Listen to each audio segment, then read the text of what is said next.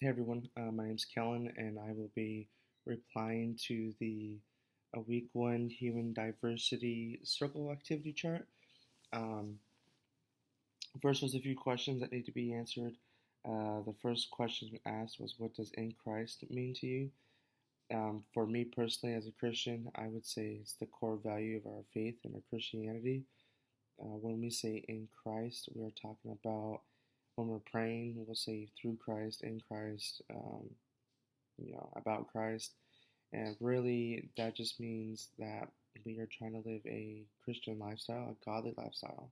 We're trying to follow the same paths and principles that Jesus would. And so we are trying to be in that area. So when we say in Christ, we're relating it as um, what he did, and we're trying to follow the same path.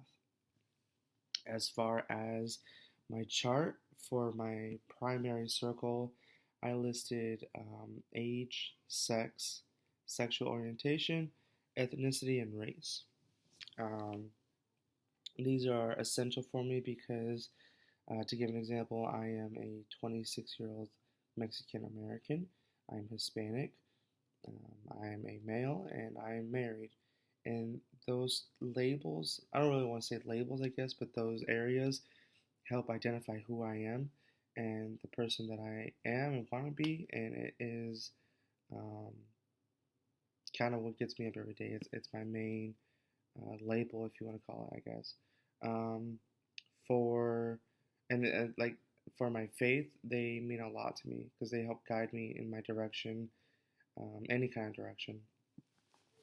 For my secondary, I listed marital status, income, education, and family status. Marital status. I don't know if I said this, but marital, education, income, family. And for the education, income, and family status, those are more materialistic for me. They don't really define who I am, but here on earth, they kind of help shape who I am in a sense, but they don't help me with my faith and my walk with Christ at all. They're just kind of there to be there. Um, I can get income anywhere, I can get um, education anywhere, and wherever I'm at, I still have family status. So those, excuse me, kind of group together. As far as marital status goes, I mean, in like the pecking order of hierarchy, it would be Christ, my wife, children, family. My wife is my soulmate. She helps guide me through difficult times, and we share life together. So that is kind of essential for me. Um, let's see what else here. As far as my um, diversity affiliation for three people, I would choose my close friend Julian. He is my children's godfather. He's not realistic, or not, excuse me, not realistic. He's not religious at all in a sense, but he is um, a father, and so he's big into that parenthood and that fatherhood, and we just have that connection together. And we've worked very closely. So, as far as not religion, but I guess street knowledge. We're very close in that sense, and we bounce each other like ideas off each other. He's also black too, so there's also that part where he faces a lot of daily struggles in himself, like I do. Um, I would choose probably my wife because she is religious, and we have that close connection. And but however, we're also very hard-headed and stubborn. She is an introvert, and I am an extrovert. So we oftentimes clash, but we can also bounce ideas off each other to raise our children, to have a better marriage, to have a better friendship, to have a better everything. And then lastly, I would probably choose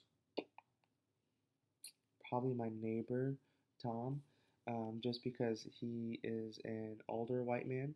Um, he's raised four kids, like in his 70s, so he's had a lot of experience, a lot of wisdom, um, and he's a white man, so he gets treated different in society.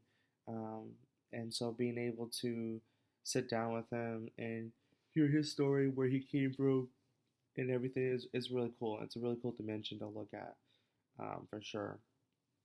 I would say for the last part, which dimension would I like to learn from someone?